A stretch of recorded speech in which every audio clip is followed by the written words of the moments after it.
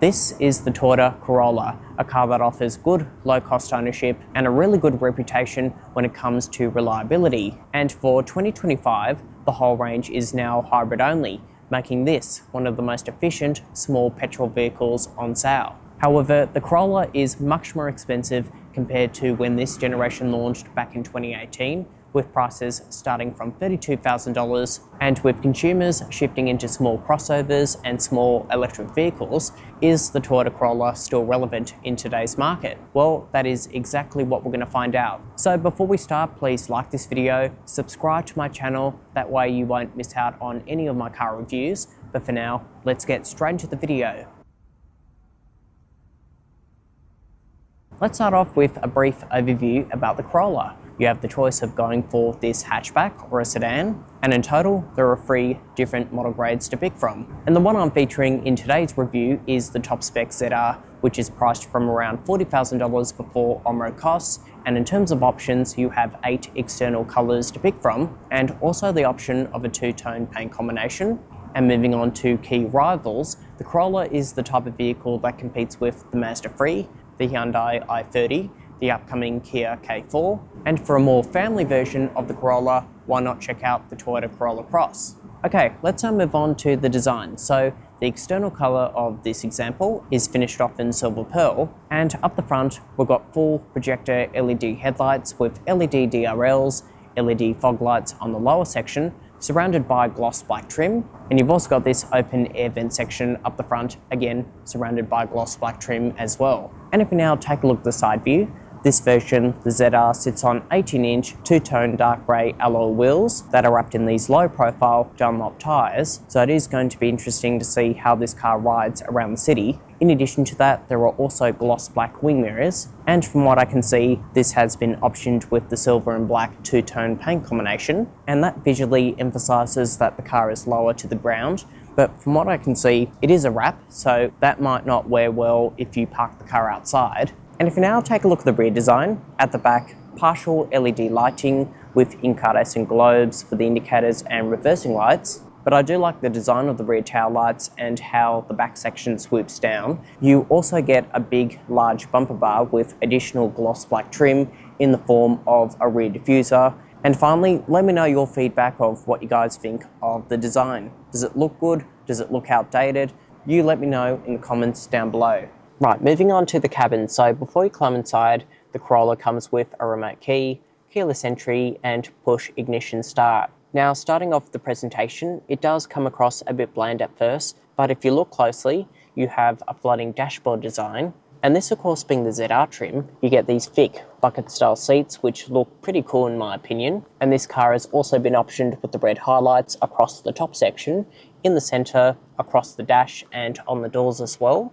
But I'm not so sure about this gloss black trim, even in the centre, because it does show a lot of scratches, which brings me on to build quality. So the door slam feels very solid. You also get soft touch materials up the top here, where you rest your elbow. However, it does start to get a bit durable, looking lower down, and even looking towards the center console as well. And on the top right section, that is hard plastic. But the rest of the cabin feels pretty good. You get soft touch materials on top of the dash where you rest your elbow, and you also get a leather wrapped steering wheel that feels very good to grip onto.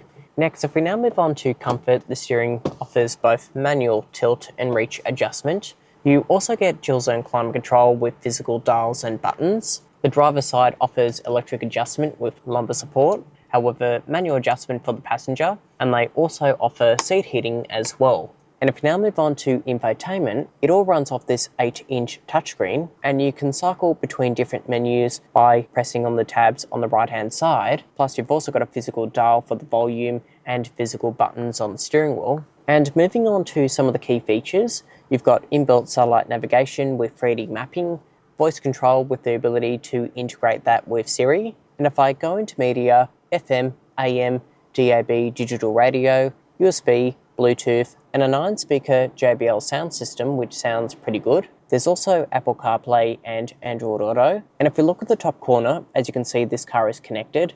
So you have an SOS button up the top here to call for help, plus the ability to access remote features on your smartphone. And if I go into the top menu here, your trip information on your past driving range, plus an energy flow meter, which will show you what is going on with the hybrid powertrain. Next, if we now move on to safety, you get a reverse view camera with active guidelines, plus front and rear parking sensors, a rear cross traffic alert and safe exit assist, which will alert you if an oncoming car is about to rip your door off. There's also autonomous emergency braking, and up the top here, an auto dimming rear view mirror, a lane keeping assistant with active steer assist, adaptive cruise control that keeps you within distance between your vehicle and the vehicle in front, blind spot monitoring on the wing mirrors. Finally, in the centre, speed sign recognition. And if we now move on to this 12.3-inch digital instrument cluster, all the 3 menu sections are fully configurable, and you can also save 3 different sections on the screen as well.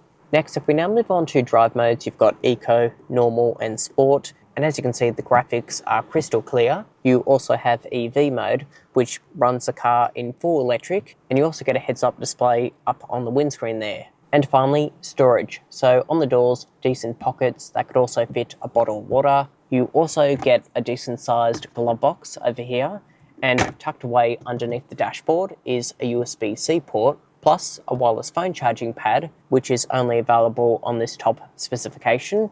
There are also 2 small cup holders in the centre, and finally, a decent centre console with a 12-volt socket and a USB-C port. Okay, moving on to the back seat. So this front row seat is set in my driving position, and I've got decent knee room. Toe room is a little bit limited.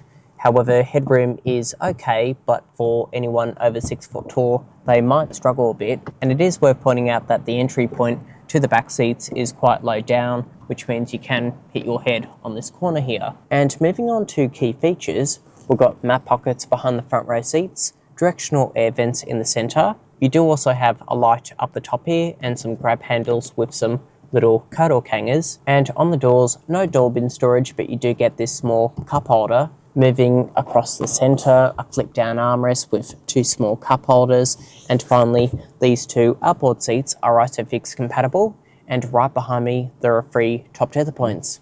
Let's now move on to boot space. So if I open this up, as you can see, you've got a nice wide opening, and as well as 333 litres of boot capacity, which makes this section big enough for a single suitcase or 2 carry-on suitcases, and you can also drop down the second row seats into a 60-40 configuration. But it is worth pointing out that you do have a load lip down the bottom here, which is pretty normal for this type of vehicle, and underneath the carpet, no spare tyre, whereas models below the ZR get a full-size spare tyre, but as a result, a smaller boot capacity at 217 litres.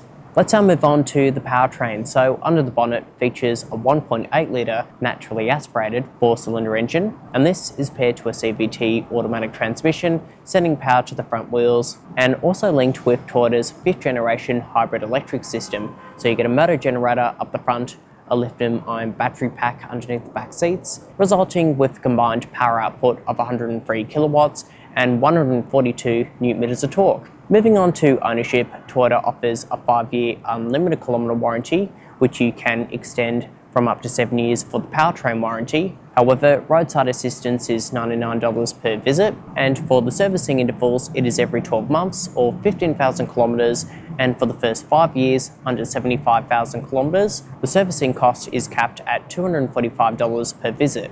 Okay, moving on to the driving impressions. So at the front, I've got great visibility, good side vision, decent sized wing mirrors. However, at the back, rear visibility isn't great, and that reverse view camera could be a bit better in terms of quality. But thanks to the size, this is an easy car to park.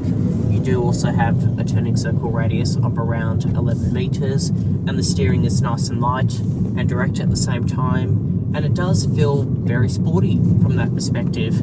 So driving around at low speeds, well, the first thing you will notice when you take your foot off the accelerator pedal, the cabin is nice and quiet. You don't hear any engine noise, any transmission noise from that CVT. The ride comfort in terms of the suspension, this feels like it has been tuned for city driving, so it's nice and soft over lumps and bumps. But with these 18-inch low-profile wheels, it does crash around a bit, as you can see with the camera footage, over really sharp surfaces, and it's definitely not the model grade I would recommend to someone if comfort was somebody's priority.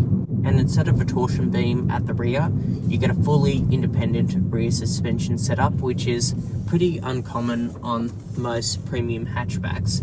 Even the Mercedes A-Class has a torsion beam, so that gives you an idea on how well engineered the Corolla is. And the brake pedal feel, it's a bit spongy and hard at the same time. Toyota hybrids have a funny brake pedal feel altogether.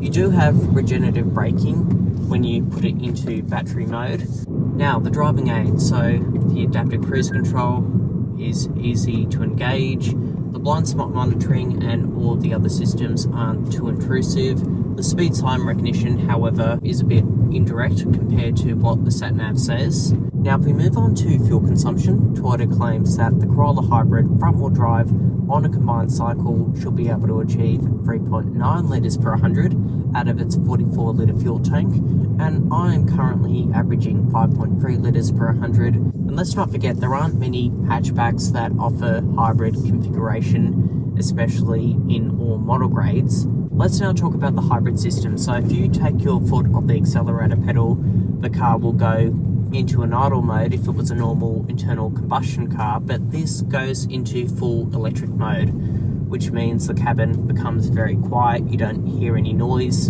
and combined with the hybrid system, the car is a bit more responsive in terms of power.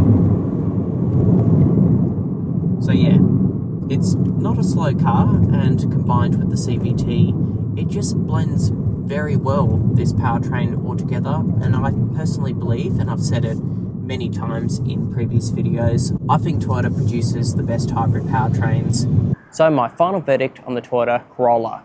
Firstly, this doesn't offer the most space in the back, nor the biggest boot in its class. But if those are compromises to you, why not check out a Corolla Cross? It has all of the good attributes of a Corolla, plus all of the benefits of a small-sized SUV. Secondly, the Corolla has crept up in price over the years, but if you are after a hybrid hatchback that offers good refinement and good efficiency, plus great resale value and good low-cost ownership and reliability, well, you can't go wrong with a Corolla. But of course, tell me what you think in the comments down below, and would you pick this or something else? And if you haven't already, please like this video, subscribe to my channel, hit the bell to stay up to date. But for now, I will see you in the next film. Thanks for watching.